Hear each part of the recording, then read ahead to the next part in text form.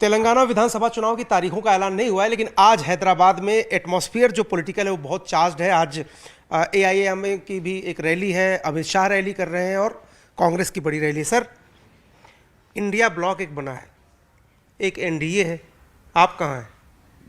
अपने देश में अपनी ज़मीन पर हैं। ये तो ब्लॉक बनने से कोई वो तो नहीं हो जाता ना, बड़ा छोटा तो नहीं हो जाता है। ये एक तरफ तो ये बड़े बड़े चौधरीयों का एक एलीट क्लब है, इसमें आम आदमी को, गरीब मजलूम लोगों को इसमें एंट्री नहीं है।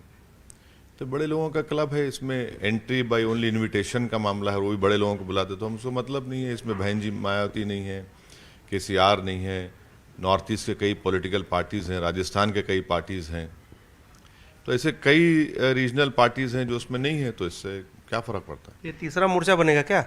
हम तो हमारे मुख्यमंत्री से कह चुके हैं कि वो लीड लें और एक तीसरा मोर्चा बनाएं। अब देखते हैं वो क्या करेंगे, नहीं मालूम। हम तो आप वही काम करते हैं, फिर कांग्रेस आपको के पीछे पड़ेगी, कहेगी देखिए वो वैसे साहब तीसरा मोर्चा बना के हमको कमजोर कर रहे हैं, बीजेपी को मजबूत कर रहे हैं। तो हम क्या कोई ठेका लेकर रखे, हम अपने आप को मजबूत करेंगे। डेमोक्रेसी है, हम तो क्या कोई बॉन्डेड लेबर हैं कांग्रेस पार्टी के पैदा होने के बाद, हमारे मरने के बाद हमारा जनरेशन, 2 जनरेशन, 3 जनरेशन एक ही परिवार के लिए बात करते रहें। कौन है? डेमोक्रेसी है, हमको इख्तियार है, हम अपनी बात करेंगे। कांग्रेस पार्टी ने ही तो बेड़ा गर्क किया है। बेड़ा गर्क करने वाली कांग्रेस पार्टी है मुसलमानों का। आप देख लीजिए कितने बड़े बड़े राइट्स हुए। कभी पूछे कांग्रेसियों के दिल्ली मैसेकर किसको कहते हैं? कभी पूछिए उनसे कि वो मुरादाबाद में ईद के दिन ईदगाह में जो लोग मारे गए थे, किसी सरकार थी? 1990 में यहाँ पर क्या होता था जब कांग्रेस सरकार थी? क्या क्या नहीं हुआ यहाँ पर? तो ये सब चीज़ें हैं, इनका रिकॉर्ड है।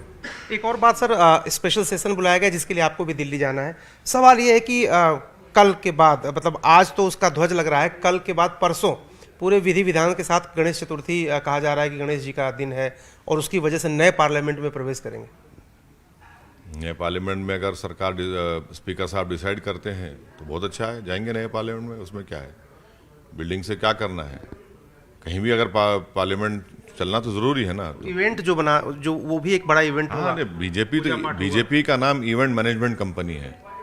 इवेंट मैनेजमेंट तो उनको बहुत अच्छा आता है, तो वो देश को इवेंट मैनेजमेंट तरह चला रहे हैं। इसीलिए हम देख रहे हैं कि रोजगार में नाकाम साबित हुए। इवेंट मैनेजमेंट चला रहे हैं भारत मंडपम में, मगर पेट्रोल डीजल आसमानों पर छू रही है। तो बीजेपी इवेंट मैनेजमेंट में बहुत ज़बरदस्त है। और मुद्दे भी, सनातन का मुद्दा, जिस तरह से प्रधानमंत्री ने खुद बोला कि सनातन के मुद्दे को लेकर के हजारों साल की परंपरा को ख़त्म कर देना चाहते हैं ये लोग, तो ये लोग मतलब वो इंडिया ब्लॉक को कह रहे थे। आप उसमें नहीं है, लेकिन आपका क्या मानना है इस पर? मैं इससे दूर हूँ, मैं बिल्कुल दोनों से दूर हूँ। मैं इसमें खुश हूँ, मैं इन दोनों से दूर हूँ। और मेरा मानना यह है कि भारत के संविधान में हम सबको फ्रीडम ऑफ एक्सप्रेशन की इजाज़त दी गई, फ्रीडम ऑफ रिलीजन की इजाज़त दी गई। राइट टू डिग्निटी एक फंडामेंटल राइट है।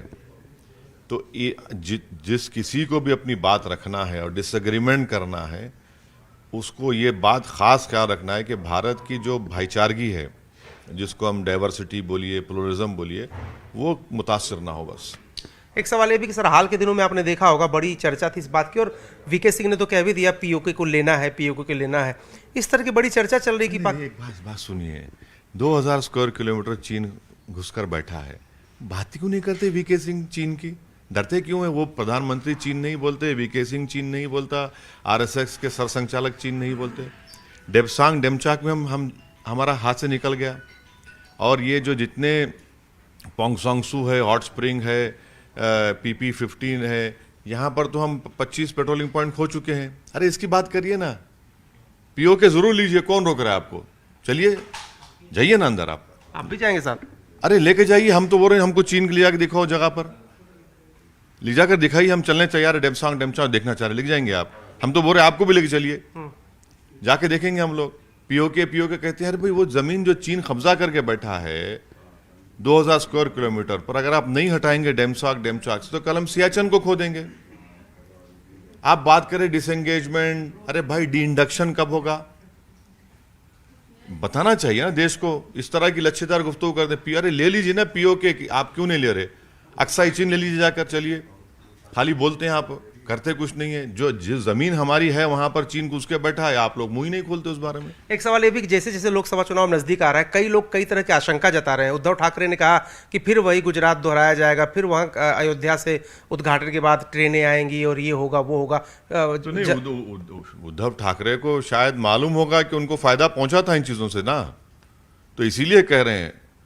दिल की बात जुबान पे आई गई, पुरानी यादें जुबान पे आई गई, जो बैठकर हमने मलई खाई थी वो सब वो याद आ गया उनको। शायद हो सकता है कि वो उनको फायदा हुआ था ना, साथी थे ना वो बीजेपी के, वो भी उस खेल का हिस्सा थे ना, वो भी उस तमाम तमाशाई में तमाशाई नहीं थे, वो तो खुद प्लेयर थे उसमें।